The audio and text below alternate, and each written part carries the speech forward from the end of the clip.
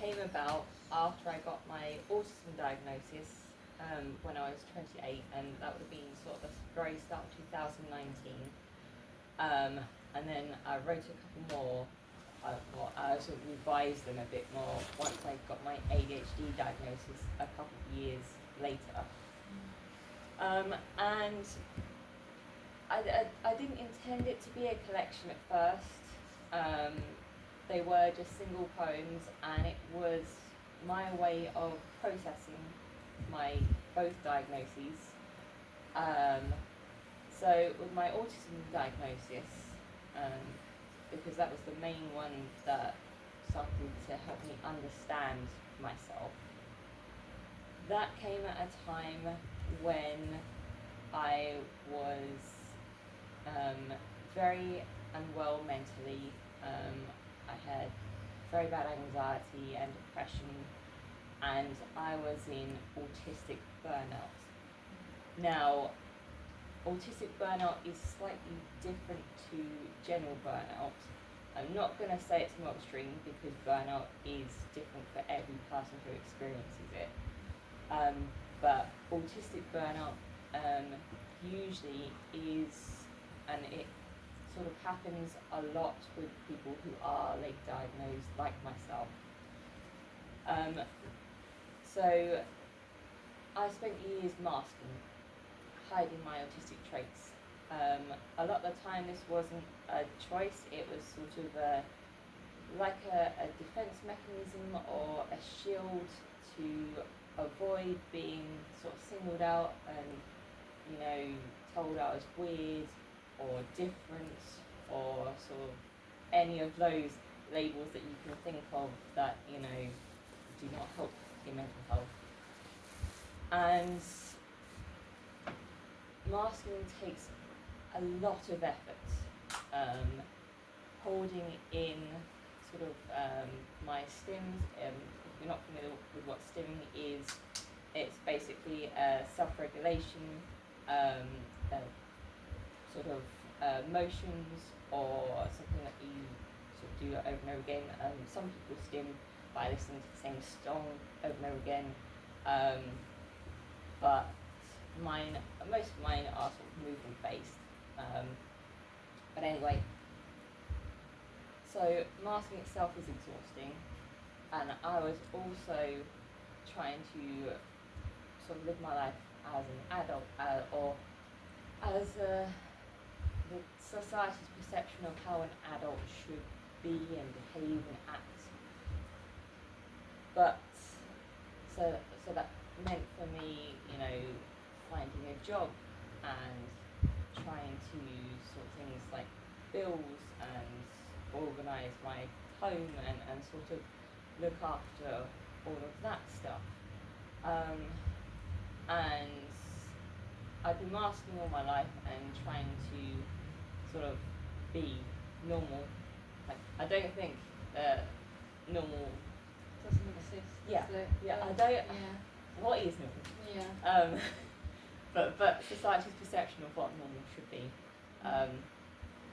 I was trying to behave how I thought people thought I should behave, and the reason why is because if I started to sort of show my genuine self, a lot of times I'd get stared at, questioned, and people would be confused by my reactions to things because they weren't typical. And going back to having to go to work, I found it very, very difficult. I ended up working in a big retail store. I won't mention which one because I guarantee you everyone in this room has been there at least once. And it was very bad sensory-wise for me. Lots of bright lights, lots of noise, lots of smells, lots of people constantly going back and forth and very close to me because I worked in the checkouts. And the sort of social aspect I did not understand with my supervisors, how they'd, be able to sort of do a disciplinary with someone 1 second and then be chatting with like friends with that person the next, and I couldn't understand how that worked, and sort of do you treat people as a friend or do you not? So it was a very confusing, overwhelming environment for me in every possible way, and that really hurt me, basically. I pushed myself to do that job for 3 years. At the start of the 2nd year, I knew I was already in a very bad state, and I went to HR and I said, I'm not coping well. I have a feeling that I might be autistic, and I'll just preface that. Basically, when I was at college, I did performing arts at college, and Jeni was my tutor, or one of my tutors. But one of my friends there was autistic, and the first day I met him, he told me that, and I was really thinking, oh, this person's really interesting. I think I'm probably going to be really good friends with him, and I was. But I happened to mention to my dad, who's over there, sort of around that time, that my friend was autistic, and my dad actually said, oh yeah, your nan thought you were autistic when you were little. And I was like, what? I almost didn't know what to say. I don't suppose you remember this, do you? Vaguely. Yeah. We did try and get you diagnosed, they wouldn't have it at the time. So basically, it turns out, so my nan, my dad's mom, she worked in mental health many years ago, and so some of the patients she saw were autistic, and she recognised when I was stimming. She knew what that behaviour was, and so that's why she said that to my parents. Fortunately, our family doctor at the time was not great, and my parents took me to him. He actually had 2 autistic sons, and I don't remember this, but I've spoken to my mum about it, and she said that this doctor sort of looked at me and said, there's no way your daughter can be autistic. My 2 sons are autistic, and they're like aliens. And there's only one type of autistic person. And sort of, this would have been in the 90s, because I was born in 1990. And there were women and people assigned female who were sort of diagnosed as autistic at the time, but there were very few, because all the presentations, all the research and everything was done on boys, autistic boys, and sort of the presentations can be very different between sort of men and women, and yeah, so it was sort of very, very hard for autism to be recognised in women and girls back at that time. So jump forward again to when I was at college, suddenly now having this information that I might be autistic, and so I went to my doctor and I said, because I was very much struggling at college as well at that time. Like, I don't know, do you remember any of that? No, there were, yeah. I I mean, think I was struggling as well, so. oh, I know you were. There was I remember a specific time we were trying to do the end of year show. Oh, yes, okay. I've got that, I'm living that now, yes. Sorry. It was really- Sorry. And so my other tutor was sort of in charge of the rehearsals for my group on that day, and she's a lovely lady,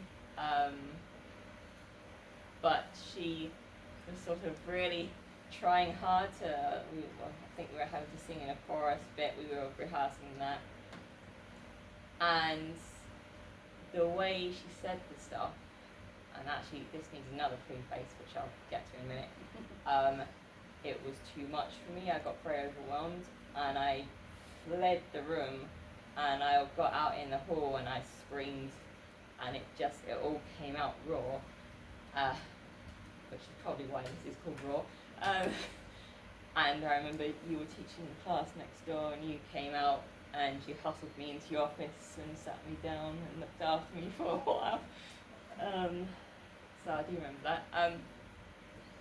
So the bit of explanation, and there's a lot of explanations and back and forth in this.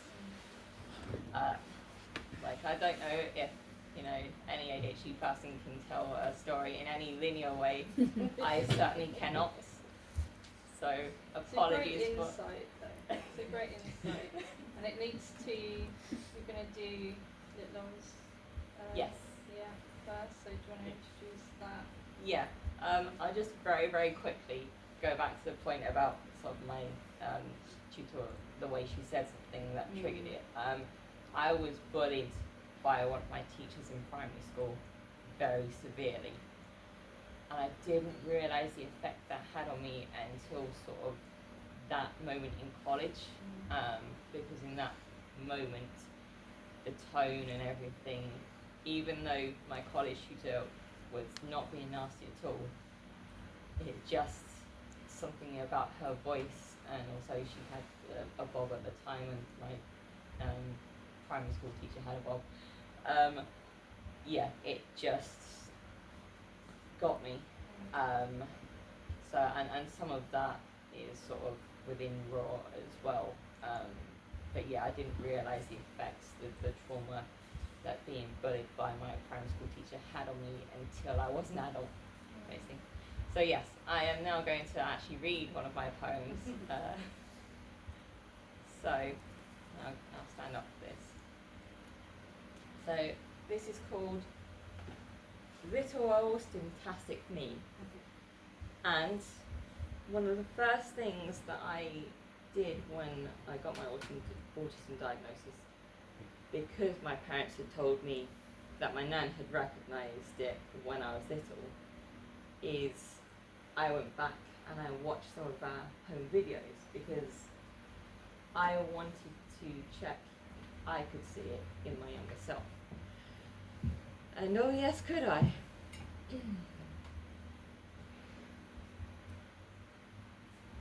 I want to search for myself in the grain. Stills can only tell so much, and I need more. So I roll back, past the white noise, to the start of my fingers tapping out sheet music on invisible keys, while my eyes put up their barrier against the hum, and I go off into space. There it is, the movement I'm playing right now, recorded in the background decades ago.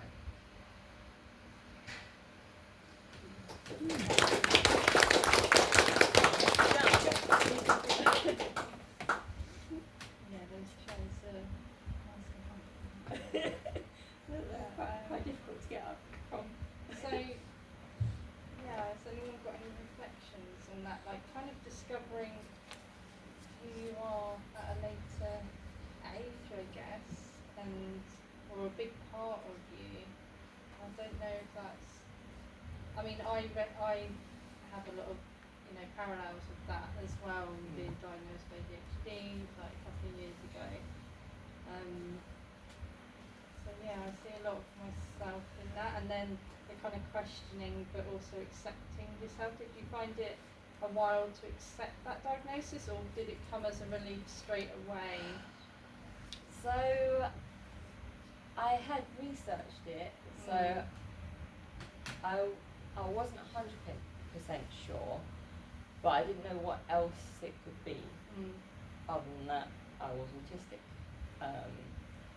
Because I didn't realise, I didn't know anything about ADHD at the time when I was doing the research into autism, so that had not even entered my head until a bit later.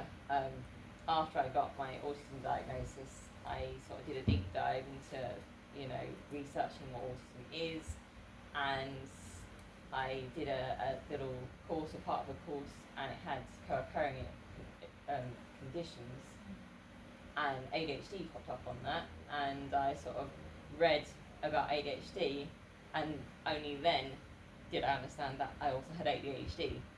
So I then pursued diagnosis for that. But accepting myself and sort of, it did take a long time to process, only because prior to that, as I mentioned, I tried to live my life as if I was, normal. And realizing that I wasn't a broken human, and that there was something actually different about my brain, that the entire way I process the world is different to non-autistic people. That was extremely powerful for me, but it was also quite overwhelming to sort of understand, and it has taken me, I said most of Raw I wrote in 2019 and then sort of added and tweaked bits a couple of years later, but yeah, the bulk of it sort of did come from that autism diagnosis. And so what we in 2025, so it's been 6 years, and I would say it took me at least 5 to fully accept who I am and to be comfortable asking for help when I need it. I'm still not particularly good at it, but I do try, and to sort of ask for accommodations when I need them. And normally, when I go outside, I actually wear a badge that says I'm autistic and ADHD. And it's not necessarily for other people, it's more for myself, so that I know that if that information is already there, then there's no need for me to mask. I can't mask as I did prior to burnout, because my body just can't do it anymore. But I do know that it will still automatically slip into a little bit of a mask. I try not to, but it's sort of inevitable whenever I interact with someone, because if I didn't mask when I was interacting with people, I probably wouldn't talk. I'd write notes to people instead. I think one of the reasons I'm a writer is because that is my preferred method of communication. I'm sitting here talking aloud right now, but it's very, very hard for my brain and mouth to sync up and get the words out, and it does take a lot of energy and a lot of effort, which is why, for the next week or so I have nothing planned after this, so that will be my recovery period. So yes, it did take a long, long time. So. I think we were all nodding when you said you find it easier to write. Because we've all got that in common. Yeah. What I find interesting as a writer myself, knowing you a bit more now and knowing Lisa and other people that write in a way, when you talk about going off in different directions in digressing, in speech, in writing, it doesn't happen. It becomes so contained and so contextualised and so much more where you are in control more in a way with the pen, and that came across in that first poem, and I didn't think about it. You can see, because I'm talking to you a few times, and I just think it's such a gift and such a privilege to be able to do that. And I think sharing your story like this, because we're all sharing stories, difficult experiences, but I do think people do get to know more and get to kind of understand more. And there's a huge difference between labelling and identity. Yes. And I think that really Yes. does come across in what's going on here. That's a very good point about the labelling and identity, because I do know that, not for me personally, I have a very supportive family, but I do know autistic people whose family have not been so supportive, and who have said to them, well, why do you want to label yourself? Why single yourself out is different?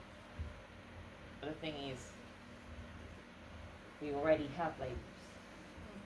Like I said, we're called weird, we're called freaks, just different, lazy, stupid, no common sense, all of that. But those are not who we are.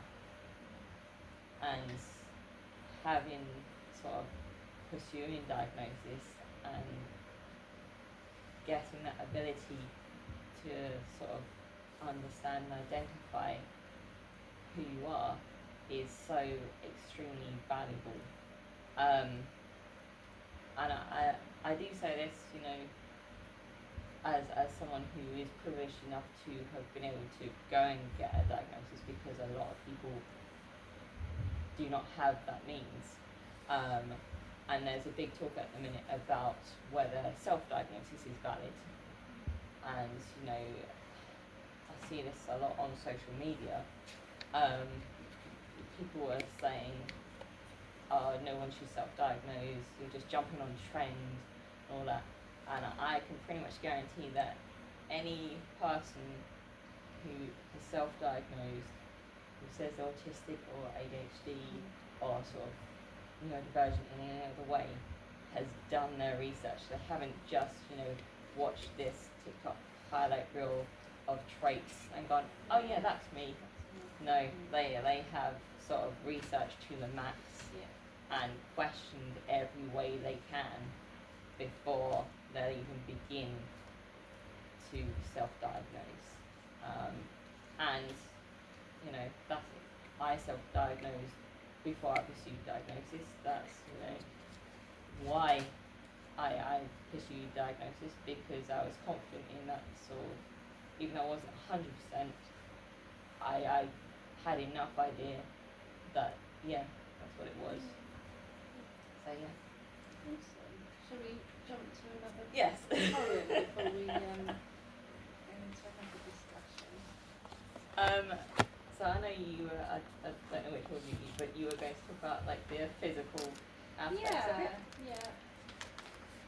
So, as I mentioned about sort of speech being hard for me,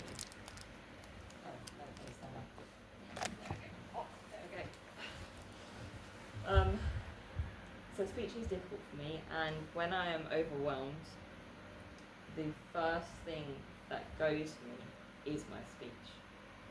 So if I'm in sensory overload, or in a too crowded environment, or basically in a shutdown, which is shutdown is sort of like a meltdown, but they're all very internalized.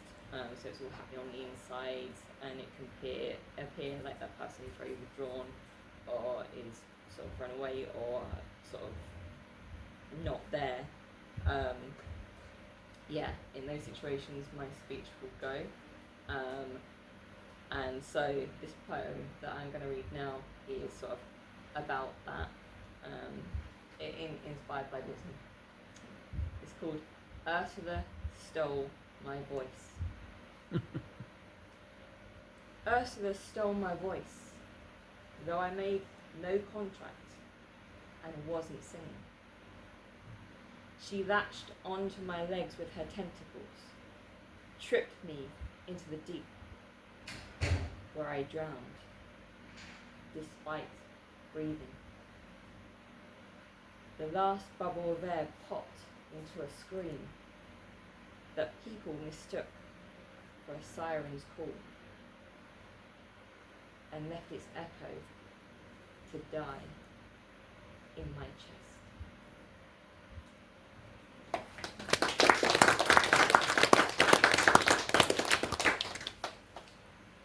So this next one also sort of along the lines of physically what might happen to a neurodivergent person. This one is called After a Meeting. It's pretty self-explanatory. My bones are rock. The act of talking, leeching the energy from my mind, even though I know I look completely comfortable. I get home in my own space. That's when it comes out, materializes. The heaviness, the weight. I deaden, yet laugh maniacally as it rains from my body. I'm tired.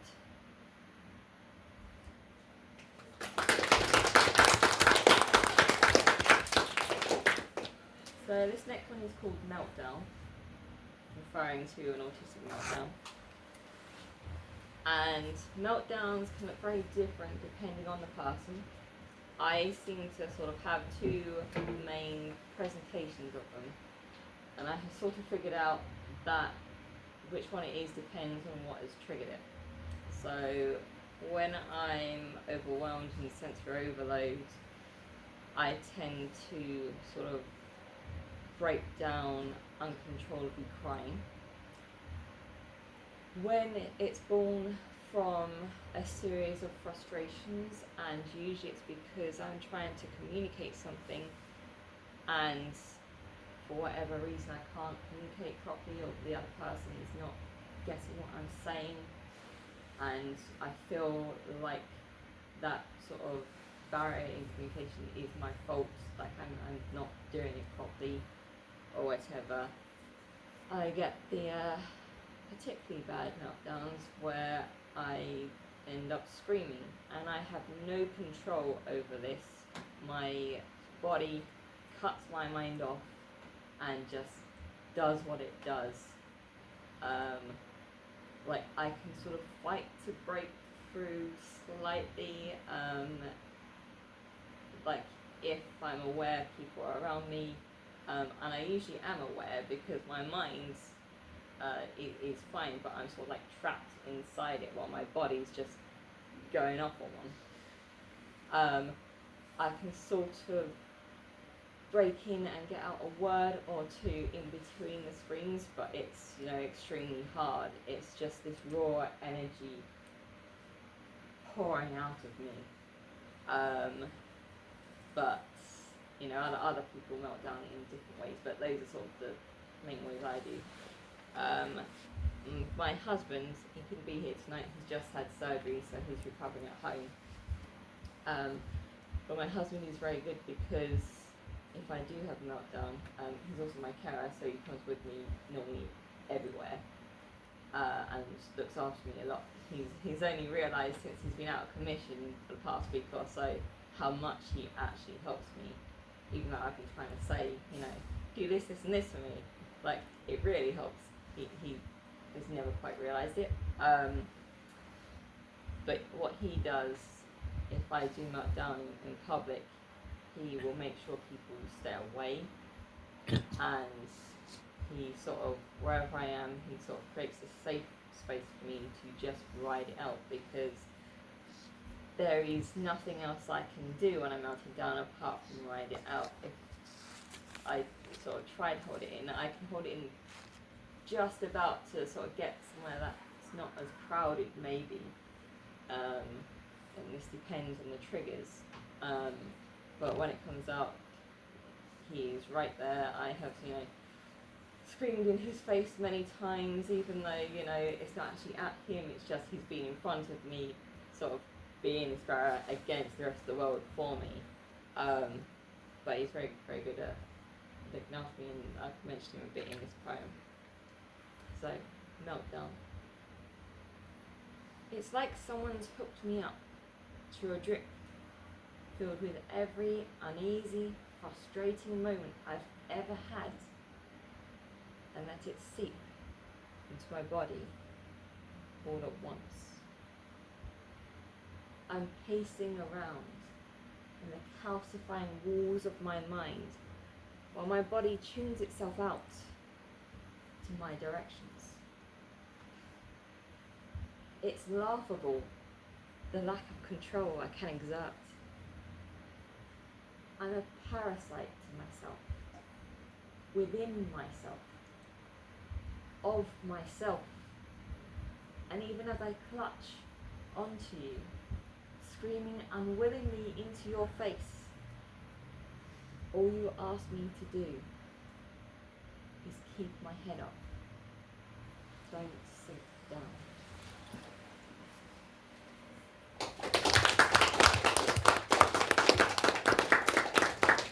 I think you're so good, like you said, of contextualising and giving us an insight into what it's actually like with our autistic children as well. And like I said, when I read your manuscript, it was just so relatable. I just wondered, what do normal people think? Like, do you like identify with it and like yeah, that's me too, or is there actually people out there who don't think like this? Anyone? Do we all feel like this sometimes? I think there's a difference between what you're telling us and what people who are non-autistic or non-ADHD experience. Yeah. That doesn't make it, it's just different. Yeah. And I think that's what we shouldn't lose sight of. Yeah. That what you're experiencing is uniquely yours, and how you're telling it is uniquely yours. That's what I would say.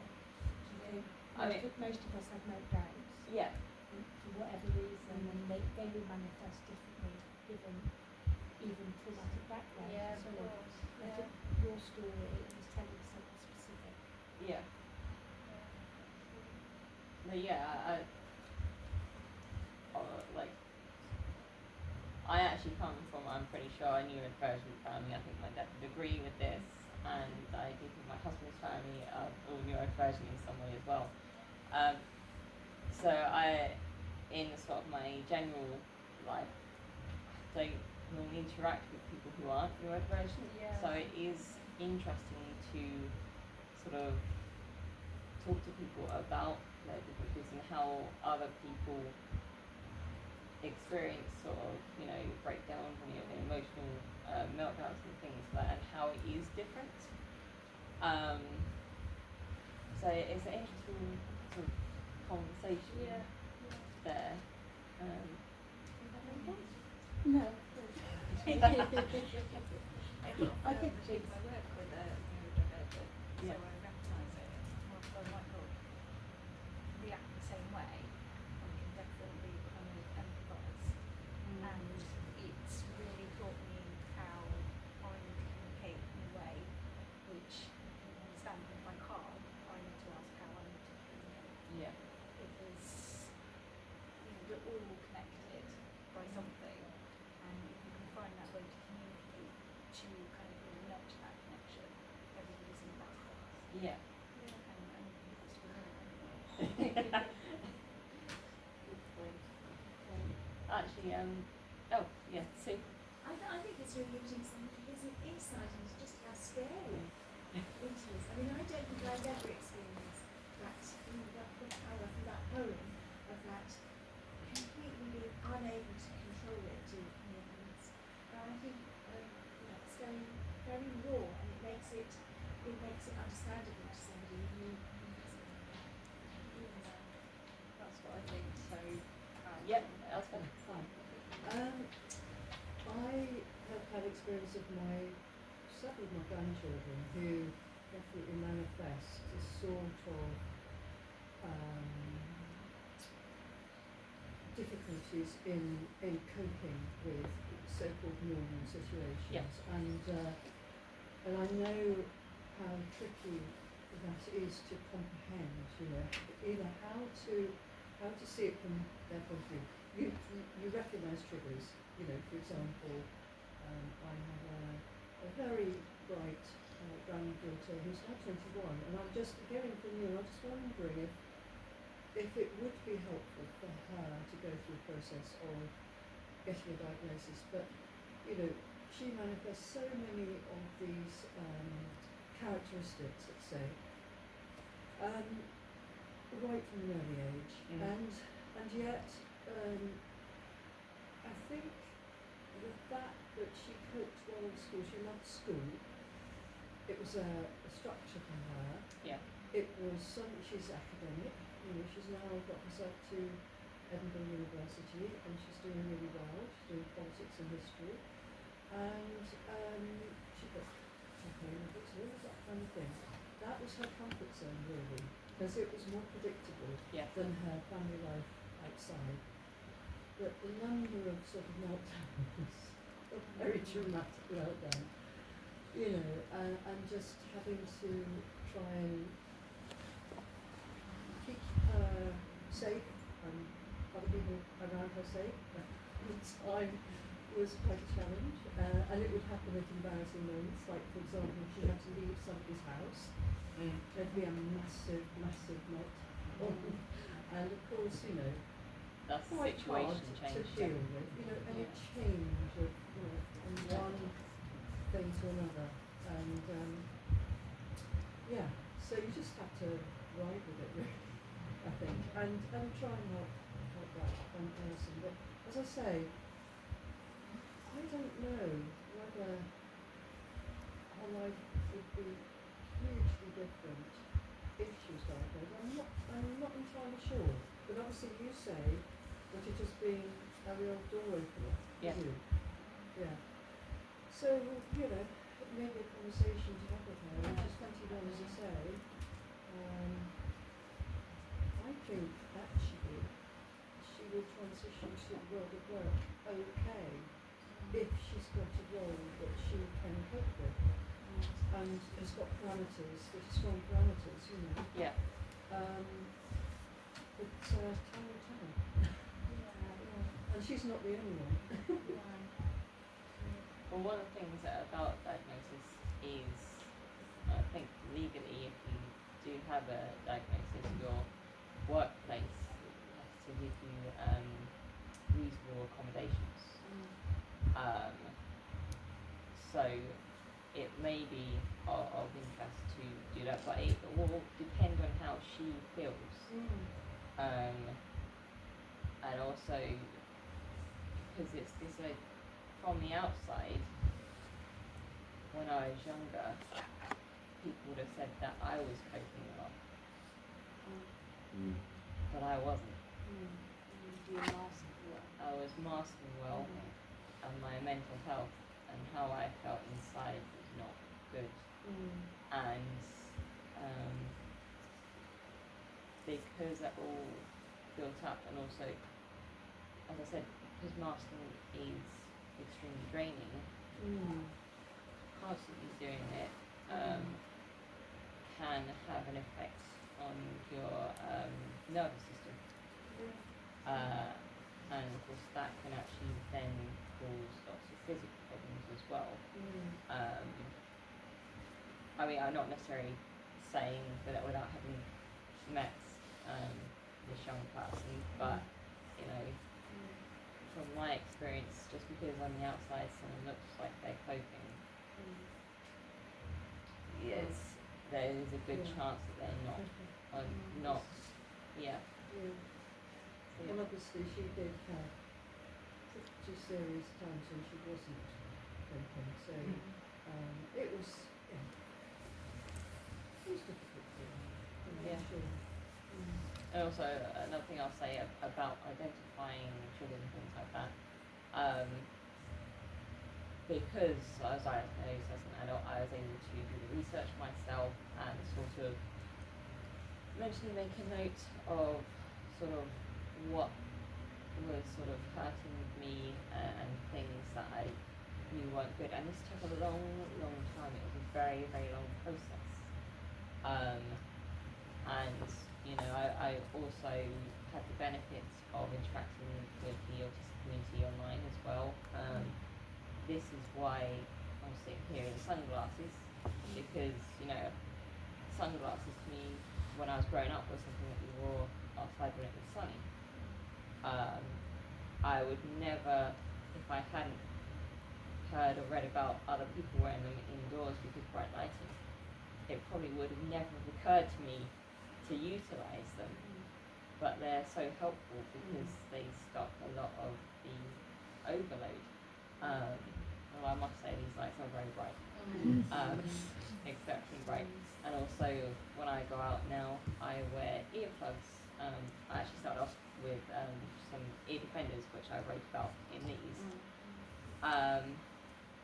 And that was also extremely helpful and something that I wouldn't have considered before had I not heard about other autistic people utilising these aids. Because like my earplugs and my ear defenders, I absolutely love them because although I felt internally what was going on, and basically I used to disassociate. I only learned what disassociation was, like the actual term for it, when I was at work and spoke to HR and explained what was happening. And like the lady turned around and said, "Oh, it sounds like this." But when I was growing up, I used to think about going to third person mode.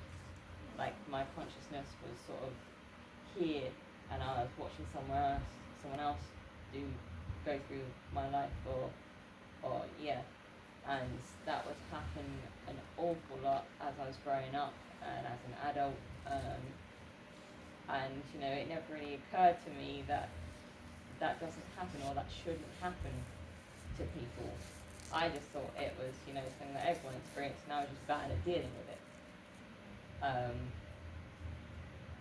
But of course, when I started using my sunglasses and my earplugs, that stopped happening because what was actually going on is that I was in sensory overload pretty much all of the time and my brain couldn't deal with it. So, you know, I impaired my senses as such doing that, and I have a much better time of it. I suppose just a quick reflection. Yeah, okay. I was just going to say that the only thing I would say is that it's really important to remember that not everybody is the same who's Yes. autistic. Yes. And I think, you know, there are a lot of differences. So sorry, I won't say your name now because somebody else has got their hand up. Yes, I was just going to ask, we've heard quite a lot about your neurodivergence and all that, Yeah. but you haven't really told us very much about your writing. Oh, yes. Do you have some kind of process that you use to get ideas? Do you have a routine that you use when you're writing? So I do a lot of different projects when I'm writing. I used to think of myself predominantly as a novelist rather than a poet. It's sort of only in recent years have I actually properly got into writing poetry. And so I started out, since I left college, I sort of drafted a book sort of each year. I initially did that through National Novel Writing Month, so I waited until November and then forced myself to essentially knock out a book in a month. And I think the reason why I did that was because I work a lot better when there's a deadline, sort of something I'm aiming towards, because that gives me the motivation. Because a lot of the time, if there's no deadline or something, I can start a project and I'll be really, really enthusiastic at the start. But then that enthusiasm quickly wanes because I'll then have another idea that like I can see a lot of people smiling around the room because I think this is a common thing. and so that's how I sort of used to write my novels. I sort of, when I became disabled, and like this isn't just something that happened to me overnight, it sort of crept up. I have something called hypermobility spectrum disorder, which it turns out quite a lot of ADHD and autistic people can have. It's like this sort of, like it's not a causation, it's just a correlation, but it just turns out it is quite common with neurodivergent people. And I I have chronic pain and I get very easily fatigued a lot of the time, and sort of the symptoms of that started probably when I was in secondary school, or like on the island it was high school when we moved over here, because I was like noticing pains in my legs, but you don't think much of it then, and so it built up over time, but sort of the last 5 years actually, again 5-6 years, it's really started to affect me, and I also now have something called dysautonomia. It's a really hard word to say. There are sort of various different versions of that. I'm not actually diagnosed with it specifically, but I think the type I have is something called POTS, which stands for Partial Orthostatic Tachycardia Syndrome. Complicated names, all of these. It basically means that my heart rate is quite high generally, so I can get dizzy, I can get fatigued really quickly. Going upstairs makes me feel like I'm going to faint, or at least it did. I know I'm very good medication for this, but so that's caused a lot of trouble for me, and so the way that's affected my writing is that I can't just push myself anymore. I have to pace myself, I have to be sensible, and not be up half the night trying to write. I actually have to stop myself before like I get to that wall of exhaustion and pain. So how I work now is, and I think it does vary, I'll have an idea for a project, I'll give myself a deadline for it, like a vague deadline, and I'm open to moving it if for whatever reason something happens I can't make that, but that is enough of a push to get me to do it, and I do it very gently. I say gently, it's not gently, but compared it is gentle. I aim to write about 500 words a day, and again this is for novels specifically,